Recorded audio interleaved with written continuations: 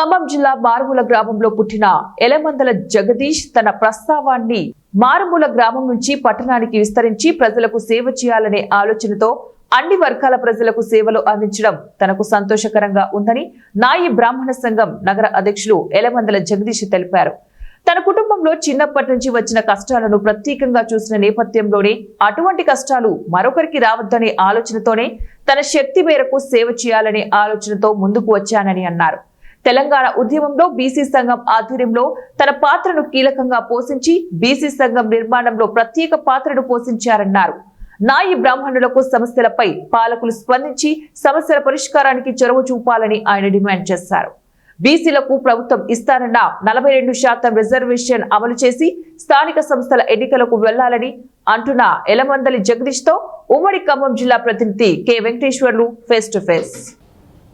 ఖమ్మం జిల్లాలో మారుమూల గ్రామమైనటువంటి కైకొండగూడలో జన్మించినటువంటి ఎలమందల జగదీష్ తను నిరుపేద కుటుంబంలో పుట్టి మరి తన తల్లిదండ్రులు అనునిత్యం పడుతున్న కష్టాలను చిన్నప్పటి నుంచి చవి చూసిన నేపథ్యంలోనే మరి ఈ కష్టాలు తన వద్ద నుంచి కూడా దూరం అవ్వాలి, తనతోటి మిత్రులు కానీ తనతోటి బంధువులకు కానీ మరొకరికి కూడా ఇటువంటి కష్టాలు రావద్దని చెప్పి ఆ కష్టాల నుంచి బయటపడాలని చెప్పి ఒక ఆలోచనతోనే మరి ఆ చిన్న గ్రామం నుంచి తిరిగి ఖమ్మం పట్టణం చేరుకొని ఆ పట్టణంలో అనేక మంది ప్రజలకు అనేక సేవలు అందిస్తున్న పరిస్థితి కనబడుతూ ఉంది. అసలు ఆయన ఒక వ్యవసాయ కుటుంబంలో పుట్టి ఒక నిరుపేద కుటుంబంలో అనేక కష్టాలను నష్టాలను అనుభవించి చివరికి ప్రజాసేవ చేయాలనే ఆలోచన తనకు ఎందుకు వచ్చింది అనేటువంటి విషయాల్ని అనేక విషయాలను కూడా ఆయన మాటల్లో అడిగి తెలుసుకునే ప్రయత్నం చేద్దాం. చెప్పండి, అసలు మొదటగా మీది ఒక నిరుపేద కుటుంబం, చిన్న కుటుంబం అయినప్పటికీ అనేక కష్ట నష్టాలను ఓర్చి అసలు మీరు చిన్న గ్రామం నుంచి ఖమ్మం నగరానికి పట్టణానికి వచ్చి అనేక వర్గాల ప్రజలందరికీ సేవ చేయాలనేటువంటి ఆలోచన మీకు ఎందుకు కలిగింది? అసలు నా పేరు ఎలమందల జగదీష్, మా నాన్నగారి పేరు ఎలమందల సైదులు, మా అమ్మగారి పేరు ఎలమందల సూరమ్మ. మాది సొంతం కైకొండగూడ గ్రామం. మాది నాయి బ్రాహ్మణ కులవృత్తి చేస్తూ మా నాన్నగారు చిన్నపాటి రైతు కుటుంబం. అలా జీవనం సాగిస్తున్నారు. మా నాన్నగారు ఎన్నో కష్టాలను ఎదుర్కొన్నారు. గ్రామంలో రైతుగా చేసుకుంటూనే వృత్తి కొనసాగిస్తూ ఎన్నో సమస్యల్ని ఎన్నో ఒడిదుడుకుల్ని ఎదుర్కొన్న మా నాన్నగారి కష్టాలని దగ్గరుండి సవి చూశాను. అవన్నీ చూశాక నేను చెల్లించిపోయాను. అట్లనే మా నాన్నగారు కొంత పీరియడ్ తర్వాత కాలం చేశారు. ఇంటికి పెద్దవాడిని కావటం వల్ల నాకు బాధ్యతలు పెరిగి నేను అదే కులవృత్తిని నాయి బ్రాహ్మణ కులవృత్తిని కొనసాగించడం జరిగింది. ఆ వృత్తిలో భాగంగానే పనిచేస్తున్న తరుణంలో ఆ పని చేస్తూ నేను చదువుకోవడం కూడా జరిగింది. చదువుకున్న మిత్రులతోటి మంచి కోఆర్డినేట్ ఉండేది.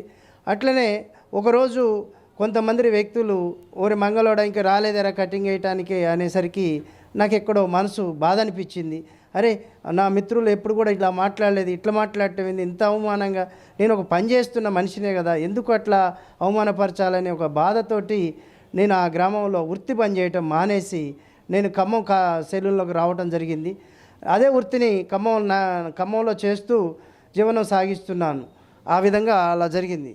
అసలు ఎందుకు ఖమ్మం వచ్చిన తర్వాత కూడా ఖమ్మం నగరంలో మీరు సెలూన్లో పనిచేస్తున్న క్రమంలో ఈ ఖమ్మం నగరంలో పనిచేస్తున్న సెలూన్లో కార్మికులు ఎవరైతే ఉంటారో లేదా వృత్తిదారులు ఎవరైతే ఉంటారో వారి సమస్యలను ఎట్లా గుర్తించారు, వారి సమస్యల కోసం పనిచేయాలనే ఆలోచన మీకు ఎందుకు కలిగింది? అసలు మ్యారేజ్ బ్యూరో నా కోసం పెళ్లి సంబంధాలు తిరుగుతున్న సమయంలో నన్ను కొంతమంది మిత్రులు అడగటం జరిగింది. నువ్వు పోయొచ్చిన సంబంధాలు ఏమన్నా కాంటాక్ట్ నెంబర్ ఇవ్వటం అట్లా ఈ విధంగా జరగటం జరిగింది. ఆ తర్వాత నేను ఒక సంబంధం చెప్తే నాకు వాళ్ళు బట్టలు పెట్టి ఒక 5,000 రూపాయలు పారితోషికం ఇవ్వటం వల్ల ఇదేదో బాగుంది కదా అని చెప్పేసి నన్ను గౌరవించి వాళ్ళు నాకు కాళ్ళకి నమస్కారం పెడితే నాకు చాలా హ్యాపీగా అనిపించింది. దాన్ని ఉద్దేశించి ఇదే పెళ్ళిళ్ళే చేస్తే బాగుంటుంది కదా అనే కాన్సెప్ట్తో మన కటింగ్ షాప్లో కొంతమంది మిత్రుల్ని పెట్టి మా నాయి బ్రాహ్మణుల్ని పెట్టి నేను మళ్ళీ మ్యారేజ్ బ్యూరో కొనసాగించడం జరిగింది. అట్లా 26 సంవత్సరాల నుంచి నేను మ్యారేజ్ బ్యూరో చేస్తున్నా. దగ్గర 165 పెళ్ళిళ్ళు చేసిన. ఎన్నో రకాల కులాలతో సంబంధాలతోటి పెళ్ళిళ్ళు చేయడం జరిగింది. తప్పు, ఇది కూడా తప్పే, డైలాగ్ తప్పు, కట్ చేయి చెప్పు. అన్ని రకాల అదే కట్ చేసిన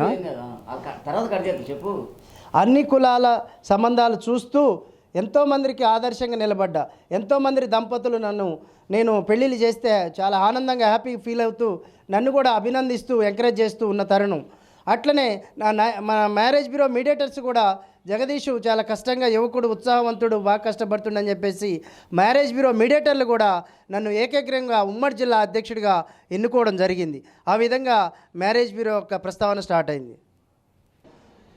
ఉమ్మడి ఖమ్మం జిల్లా ప్రజలు దాదాపు మీ ఉద్యమ ప్రస్థానం కావచ్చు, మీ వృత్తిపరంగా వస్తున్న దాంట్లో కావచ్చు, ఉమ్మడి ఖమ్మం జిల్లా ప్రజలకు మీరు ఇస్తున్న సందేశం ఏంటి? చివరి బీసీలందరం సంఘటితమై అందరం ఏకతాటిపైకి వచ్చి మన బీసీ సమస్యలపై మనం పోరాటం చేయాల్సిన సమయం ఆసన్నమైనది.